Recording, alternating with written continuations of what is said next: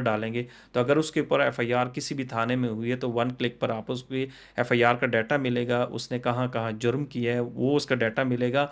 और अगर वो किसी और एंटी स्टेट एलिमेंट के साथ किसी एक्टिविटी में मुलविस है तो उसका डाटा भी आपको वन क्लिक पर मिलेगा।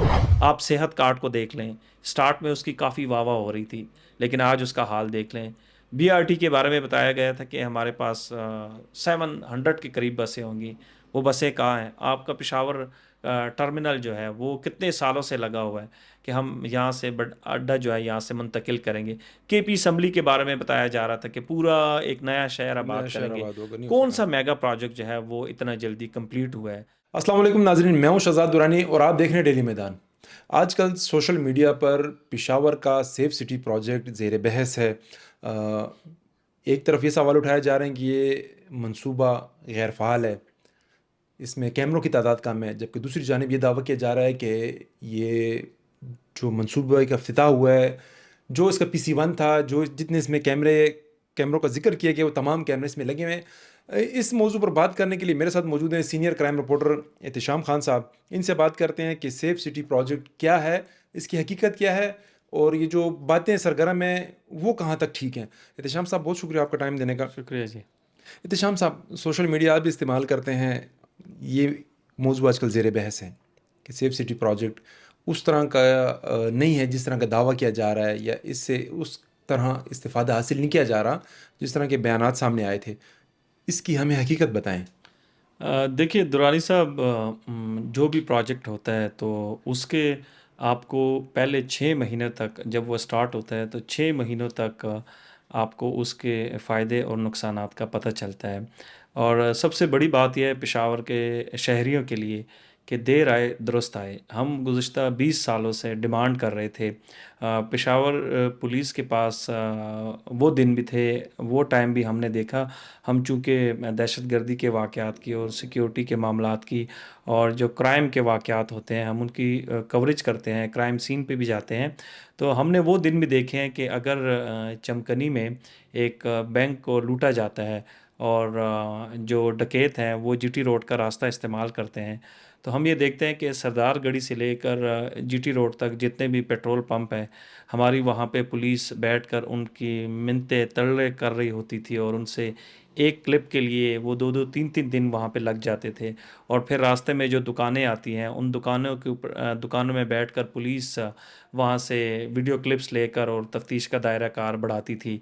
लेकिन उसके अलावा भी अगर किसी बाज़ार में किसी का कत्ल होता था तो उसके लिए भी हम पुलिस जो है वो या तो बाज़ार में जाकर दुकानों का डाटा लेती थी। अब एटलीस्ट देर आए दुरुस्त आए, पेशावर पुलिस के पास एक सिस्टम आ गया है और सिस्टम को चलने में टाइम लगता है। अभी अगर आप पहले दिन ही कह दें या पहले हफ्ते में ये कह दें कि ये सिस्टम नाकाम हो चुका है, तो आपके पास कौन सी ऐसी टेक्नोलॉजी है, आपके पास कौन से ऐसे सिक्योरिटी मेजर्स हैं, या आपके पास कौन सा ऐसा डाटा है कि जो तकरीबन 130 जो मकामात है वहाँ पे बताया जा रहा है कि कैमरे लगाए गए हैं। यकीनी तौर पर ये देखें, जो भी प्रोजेक्ट होता है तो उसमें प्रोजेक्ट प्रोजेक्ट का जो स्टार्टिंग होती है उसमें आपको मुश्किलात का सामना आता है, बिल्कुल। चैलेंजेस का सामना आता है। ये टेक्नोलॉजी है। जब हम देख रहे थे कि 2013 में बीआरटी बस का हम सुन रहे थे कि आज इफ्तिताह हो रहा है, कल हो रहा है, तो कितने टाइम बाद जाकर उसका इफ्तिताह हुआ। फिर उसमें बताया गया था कि हमारे पास 700 के करीब बसें होंगी, लेकिन आज भी वो 700 के करीब आज देख लें कितना टाइम गुजर गया है, तकरीबन 10 साल से ज़्यादा अरसा गुजर चुका है। अभी भी आज तक हमारे पास वो बसें मुकम्मल नहीं हैं। जो सेफ सिटी प्रोजेक्ट है इसमें 700 कैमरों का कहा गया है। यकीनी तौर पर पूरे कैमरे नहीं लगे होंगे, लेकिन आप ये भी देखें कि महीने बाद या 2 महीनों बाद आपको इसका कितना फ़ायदा होगा। आप ये देखें कि सिर्फ ट्रायल बेसिस पे जब इसको चेक किया गया, तो 1 महीने के दौरान पेशावर पुलिस को जो डाटा मिला, ट्रैफ़िक पुलिस को तकरीबन 4000 से ज़ायद उनको ऐसी ट्रैफ़िक वायलेशंस मिली हैं जो कि डेली बेसिस पे लोग ट्रैफ़िक वायलेशन करते हैं। तो वो एक बड़ा छोटा-सा फ़िगर है, लेकिन आपके कैमरे की आँख ने उसको कैच कर लिया है। दूसरा इसमें ये है कि सेफ सिटी सिर्फ ये नहीं है कि आपके क्राइम के हवाले से सिर्फ कैमरे लगे हुए हैं। वो आपकी जो डेली मूवमेंट्स हैं, जो हसास एरियाज़ हैं वहाँ पे ये लगाए गए हैं। अब पेशावर के जो एंट्री और एग्ज़िट पॉइंट्स हैं वहाँ पे लगाए गए हैं। मोटरवे पे वो लगाए गए हैं, वारसक रोड पे लगाए गए हैं। इवन बाड़ा से जो आपके पेशावर की एंट्री है वहाँ पे उनके पॉइंट्स लगाए गए हैं। सेकेंडली इसकी जो मोस्ट इम्पॉर्टेंट चीज़ है वो ई चालान है। ई चालान आप जिस तरह लाहौर में शुरू किया गया है और दुनिया भर में आप देखें कि ई चालान ई सिस्टम ही चालान है, वहाँ सिस्टम पे है। आपको सिग्नल्स के पास या किसी भी पॉइंट पे आपको ट्रैफिक एहलकार नज़र नहीं आते। तो ई चालान में ये होगा कि जो फेक नंबर प्लेट्स हैं उनको डिटेक्ट किया जाएगा। उसमें फिर दूसरा जो उन्होंने अगले फेज़ में बताया है कि फेस रिकग्निशन होगी, नादरा के साथ इसको अटैच किया जाएगा। ऑलरेडी जो हमारा एक्साइज डिपार्टमेंट है उनके साथ इनका डाटा फीड का सिस्टम शुरू हो चुका है। और फिर पहले मरहले में ट्रायल बेसिस पे व्हाट्सएप के ज़रिए शहरियों को जिनके नाम पर नंबर प्लेट्स हैं उनको व्हाट्सएप पे मैसेजेस जाएंगे, फिर जुर्माने का एक सिस्टम आएगा। तो ये एक लंबा चौड़ा प्रोसेस है। तो ये है कि एहतशाम इसमें साहब, टाइम लगेगा। आपकी बातों से ये लगता है कि ये मंसूबा अभी इब्तिदाई मराहिल में है। तो क्या 17 साल के दौरान इस पे होमवर्क नहीं हुआ कि हमने क्या करना है? और अगर इफ्तिदा किया गया तो क्या ये दबाव की वजह से उजलत में इफ्तिताह हुआ है? देखिए दुरानी साहब, इसका जो PC-1 था वो तकरीबन कोई तीसरी मर्तबा रिवाइज़ हो चुका है। ये तीसरी हुकूमत है कि इसमें रिवाइज़ हो चुका है। परवेज़ खटक साहब के दौर में भी इस प्रोजेक्ट के ऊपर काम हुआ। फिर महमूद ख़ान साहब के दौर में तो प्रॉपर जब मौज़म जहाँ अंसारी साहब IG थे सूबे के, तो इसमें लाहौर सेफ सिटी प्रोजेक्ट की जो टीम थी वो प्रॉपर यहाँ पे आई थी। उन्होंने PC-1 तैयार किया, उन्होंने कॉस्ट भी बता दी, अपनी टीम भी उन्होंने यहाँ पे बुलाई और फिर उन्होंने सर्वे भी किया। लेकिन उस वक्त भी चंद नागुज़ीर वजूहात की बिना पर इस मंसूबे को रोक दिया गया। उसमें सियासी मामलात भी थे, उसमें कुछ जो कंपनीज थी जिनको ये ठेका देना था उसके हवाले से भी काफ़ी बातचीत चल रही थी। और अभी ये जो दिया गया है तो यकीनी तौर पर अब जो ये शुरू हुआ है तो इसको टाइम लगेगा। देखें, अगर आप कहते हैं 700 कैमरे नहीं लगे तो 300 लगे होंगे, 400 कैमरे तो लग चुके होंगे ना। तो आप ये बताएं कि अगर आपके पेशावर में 400 कैमरों का एक नेटवर्क आ गया है तो उसका कुछ ना कुछ फ़ायदा तो आपको होगा। अगर आज भी अगर हम देखें कि अगर ये सिस्टम आज भी ना लगता तो हम कितना पीछे होते। आप देखें कि पूरे पंजाब में आप ये देखें कि पंजाब में 15 साल पहले या 20 साल पहले वहाँ पे क्रिमिनल रिकॉर्ड सिस्टम 1 क्लिक पर आपको मिलता था। हमारी KP पुलिस, हम ये कहते थे कि ये मिसाली पुलिस थी, लेकिन यहाँ पे देखें टेक्नोलॉजी की कितनी कमी है कि इस दौर में आकर यानी इस साल आकर गुज़िश्ता साल हमने देखा है कि पहली दफ़ा KP पुलिस में क्रिमिनल रिकॉर्ड सिस्टम जो है वो शुरू हुआ है। अभी आपको जो डाटा हर थाने की सतह पे फीड हो रहा है 1 क्लिक पर, किसी भी शख्स के मुतालिक आप उसका ID कार्ड का नंबर डालेंगे तो अगर उसके ऊपर FIR किसी भी थाने में हुई है तो 1 क्लिक पर आप उसकी FIR का डाटा मिलेगा, उसने कहाँ कहाँ जुर्म किया है वो उसका डाटा मिलेगा।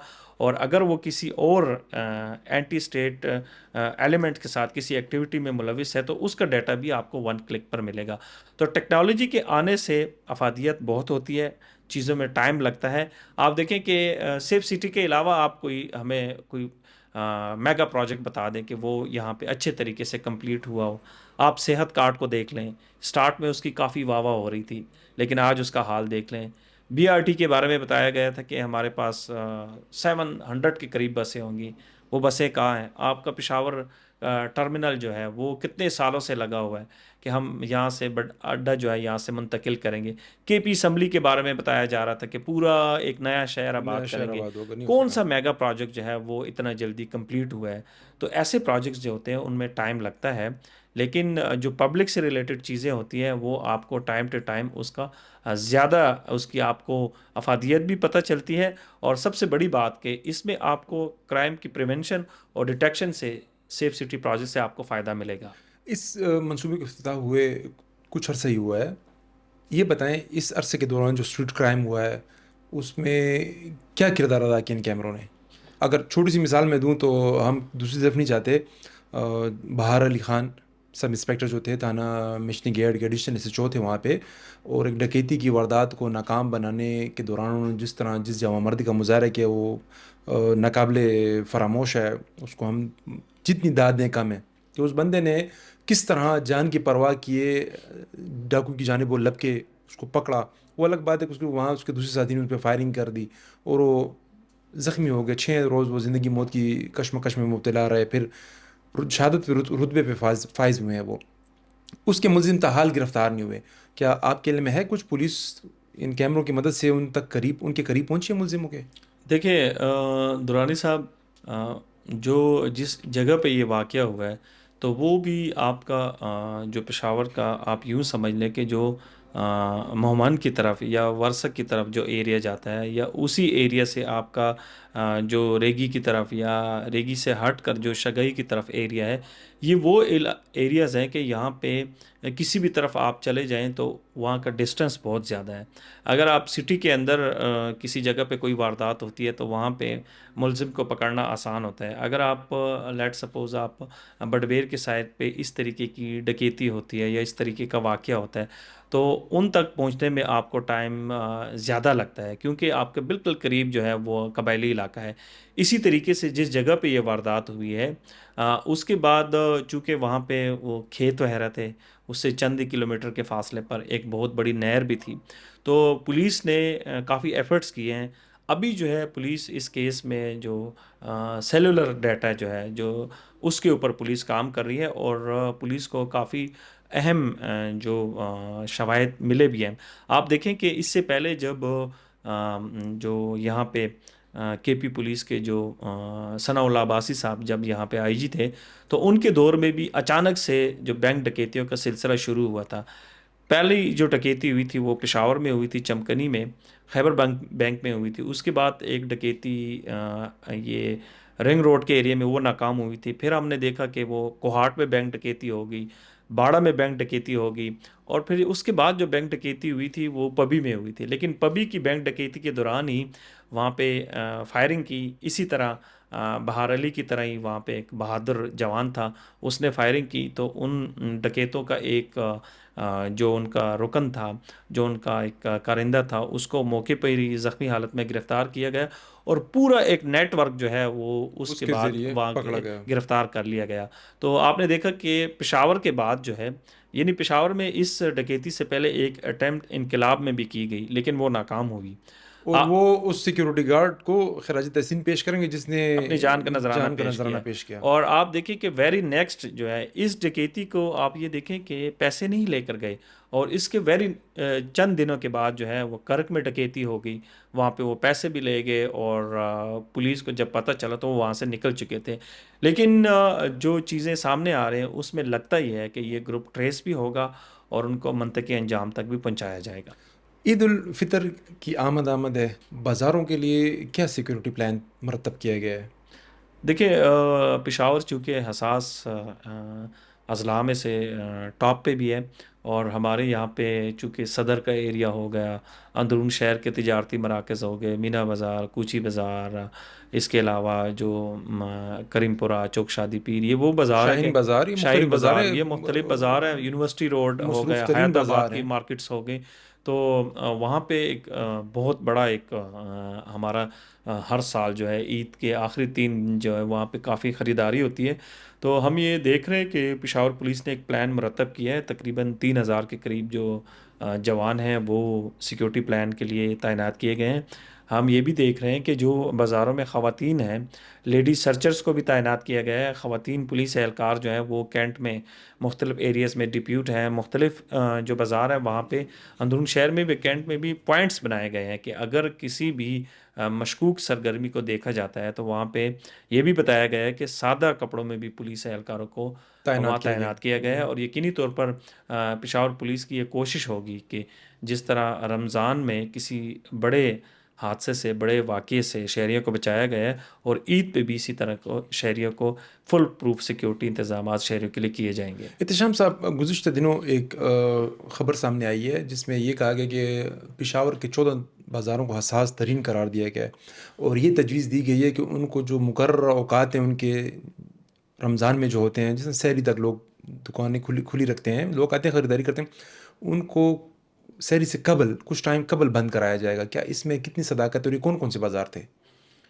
देखें, इस तरह के जो अलर्ट्स आते हैं वो तो रूटीन की बेसिस पे आते हैं, और मेरा अपनी ज़ाती राय इसमें यह है कि हमें ईद से कबल इस तरह के मैसेजेस को या सोशल मीडिया पे या मेन स्ट्रीम मीडिया पे या वैसे भी हमें इस तरह के मैसेजेस को आगे फॉरवर्ड नहीं करने चाहिए। नज़रअंदाज करना चाहिए। क्योंकि आप देखें ईद पे हमारी बिजनेस कम्युनिटी ने, हमारे शहरियों ने, हर साहिब साहिब हैसियत बंदे ने, एक तनख्वाहदार बंदे ने, उसने अपनी एक रकम रखी होती है अपने बच्चों की ख़रीदारी के लिए।